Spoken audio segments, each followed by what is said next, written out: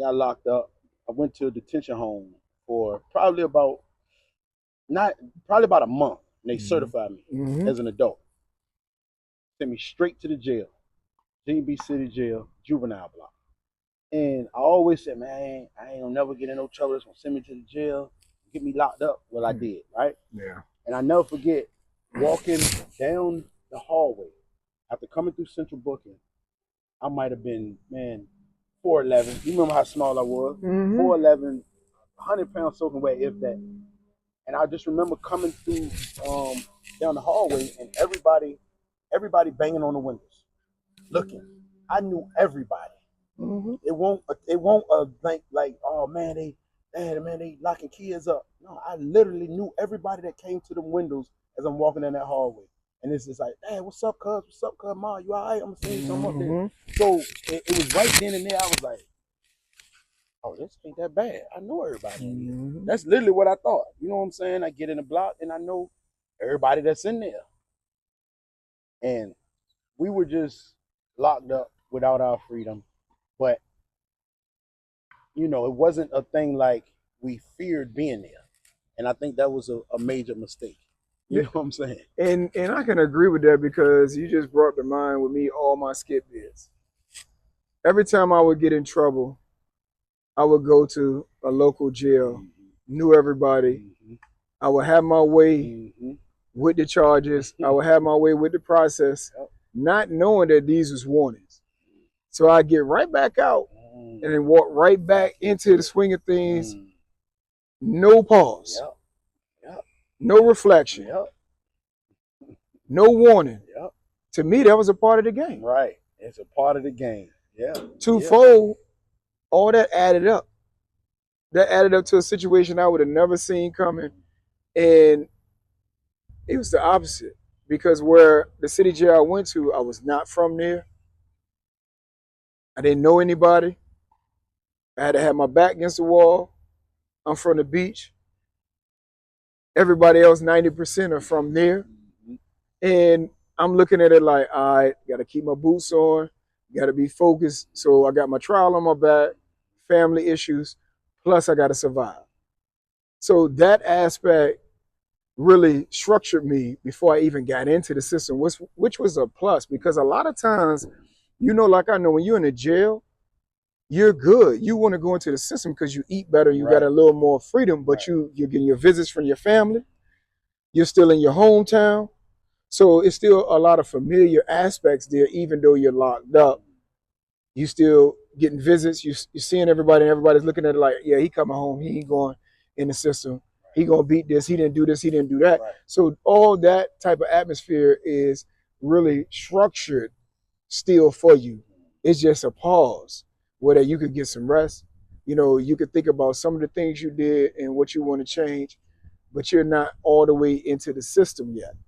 So yours didn't change until you got into the system. Yeah. I caught that second case, man, that they finally was like, man, he's beat us so much. Yep. We finally got him. We finally have an avenue to nail him to the cross. I tried to get plea bargains. My lawyer was like, they just not budging on a plea bargain. They are adamant Mm-hmm. about convicting you. And that's what they did. And they nailed me to the cross. And when I got into the system, it was like, I'm here. And, of course, I knew I was filing appeal and all of that stuff, but the odds of me knowing that I would get an appeal were slim. I knew. I just was like, I had high hopes, but with everything that I knew that the prosecution and everything was doing to convict, regardless, Mm-hmm. I said they're gonna have it so that no matter what I file, they're gonna try to, it's gonna be a roadblock there, and it was. You know what I'm True. saying? Everything that I filed, it was a roadblock. Mind you, co-defendants of mine who were getting back in court. You see what I'm saying? So I got in, and once I got in the system, I just said I'm here. I got to buckle down with it, and I just became accustomed, sadly, to being there. You know what I'm saying? And True. it's like, okay, I'm here. I'm bidding. This is what I got to do to survive. You know what I mean?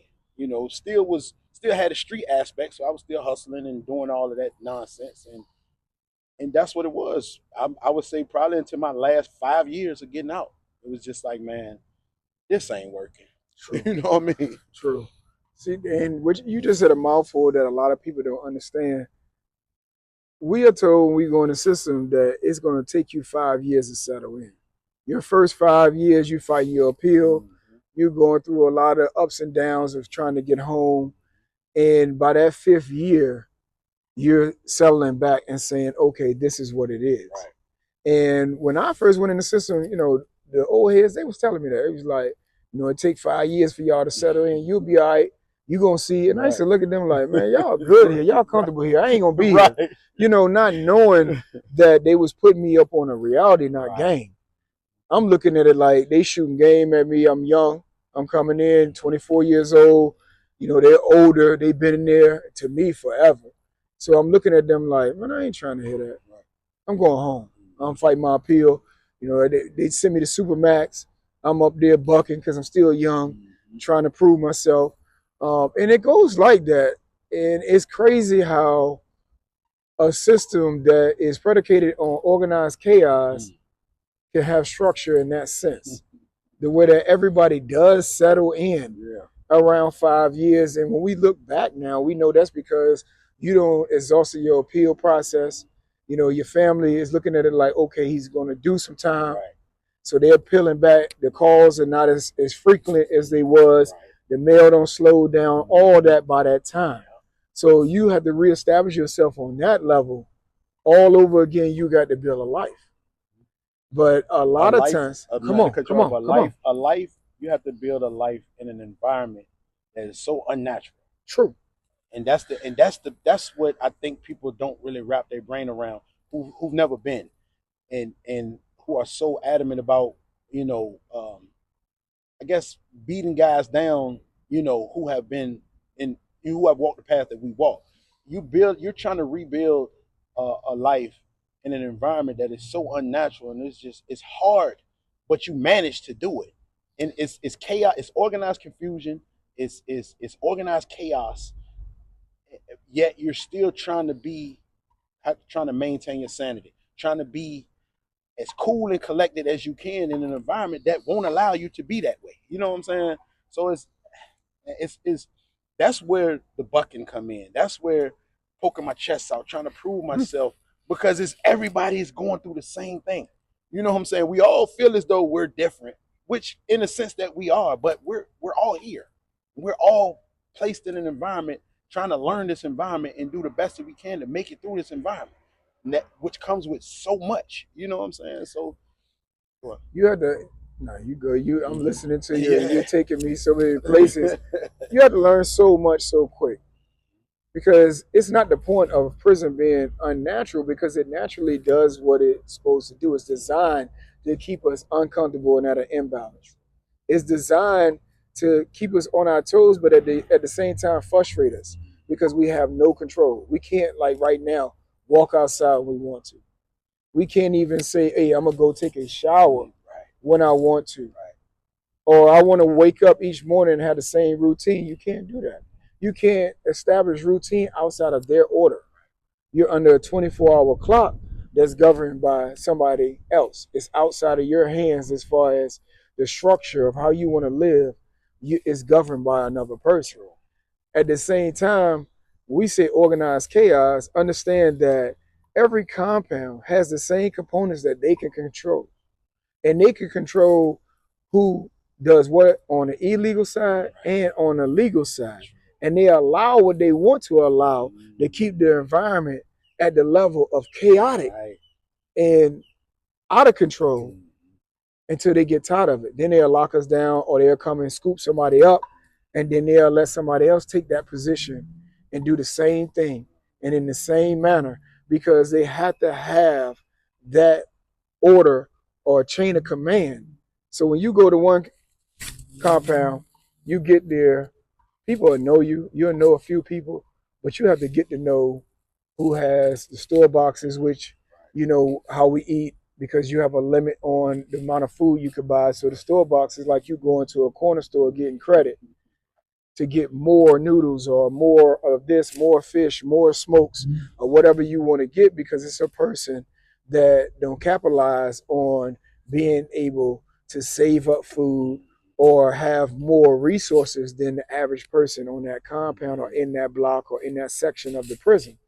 You also are going to look for, people that know how to get you in positions for jobs, get you into positions to be able to communicate with your family or get word back to the prison that you just came from to let people know that you're all right and you're here, because they don't tell you where you're going. They just tell you pack up. Right. You could be at a spread for 5 to 10 years and then they just come and say, pack your stuff. Yeah.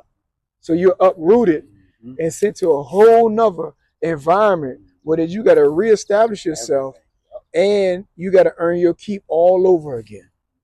But yeah, we really have to look at that. So you say your change and the way you was didn't come to your last 5 years. What brought that on? Because first of all, my brother passed 2015.